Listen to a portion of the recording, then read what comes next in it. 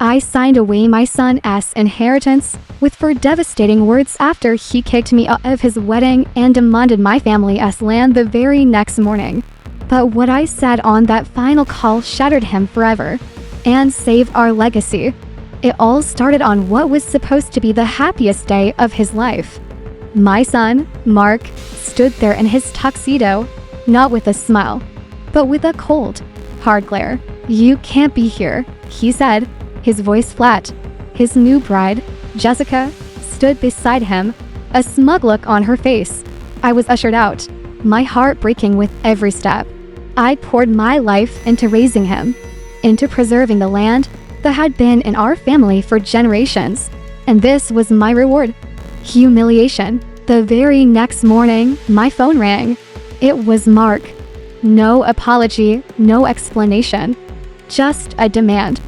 "The land," he said. "Jessica and I want to build our dream house. It's time you signed it over." The sheer audacity of it left me breathless. He didn't just want me out of his life. He wanted to erase our family's history, the very soil my grandparents had worked until their hands bled. He thought because I was his mother, I would just roll over. He was wrong. For days, I wrestled with what to do. My lawyer drew up the papers, just as Mark requested. The documents sat on my kitchen table, a symbol of his betrayal. My hand trembled as I picked up the phone for what I knew would be our last conversation. He answered, his voice impatient. "Did you sign it?" I took a deep breath, the words catching in my throat.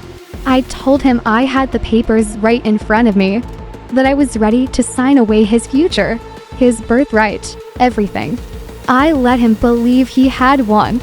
Then, with all the strength I had left, I spoke for simple words. "It is all donated." The silence on the other end was deafening. I could practically hear his world crumbling.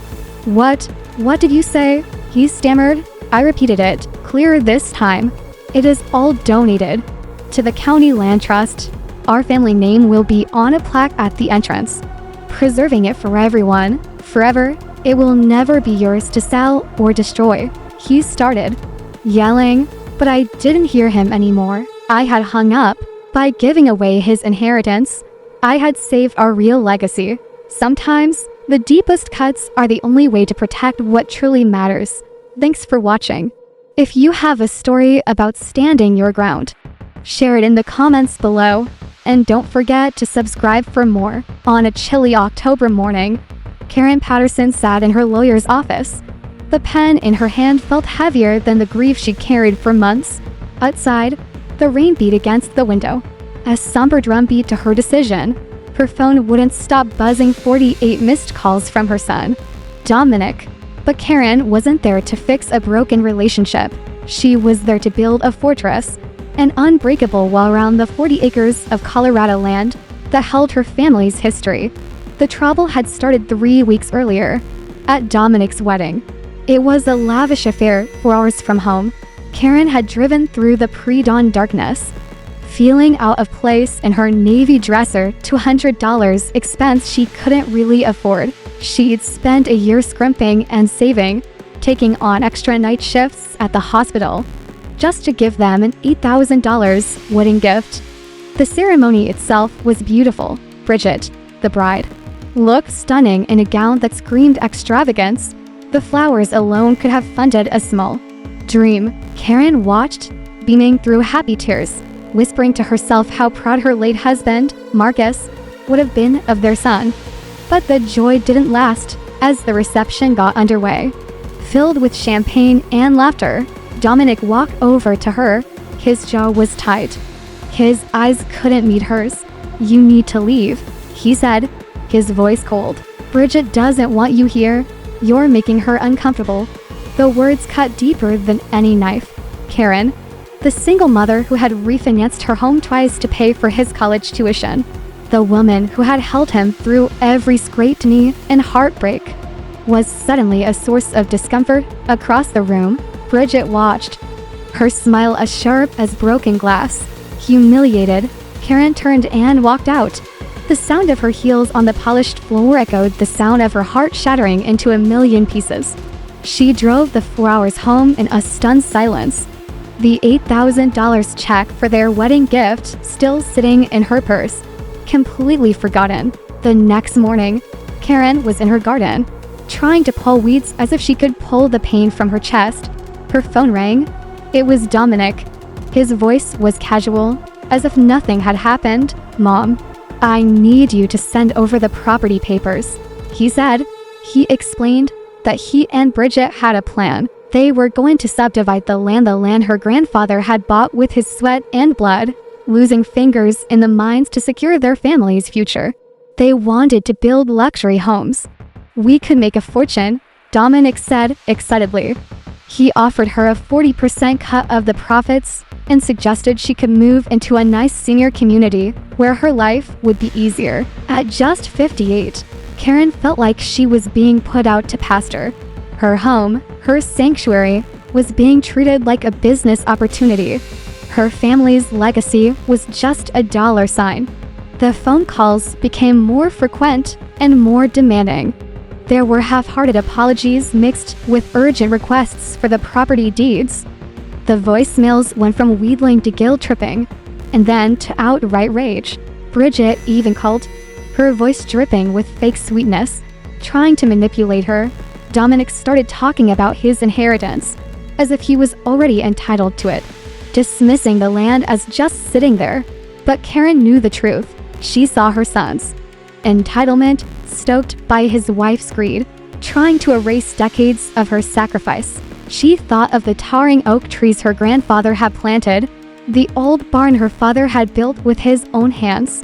She remembered her husband Marcus's dying wish, his voice a hoarse whisper, "Keep it in the family." Karen, no matter what. For days after that first phone call, Karen sat across from her lawyer. "Patricia, I want to protect it," she said, her voice firm. "Forever, together." They drafted a conservation trust. The land would be donated, an irrevocable gift, shielded from any development for all time. As Karen signed the final document, each stroke of the pen felt like she was reclaiming a piece of herself, a piece of her dignity that had been stolen. Then, she asked Patricia to get Dominic on the phone and put him on speaker. When he answered, Karen took a deep breath. "It's not yours anymore, Dominic," she said, her voice steady. On the other end of the line, she heard a gasp, then silence. Dominic's world began to crumble. Panic set in, followed by threats, and finally, tears. "You're choosing dirt over your own son," he yelled, his voice cracking. Karen's heart ached, but her resolve was like steel.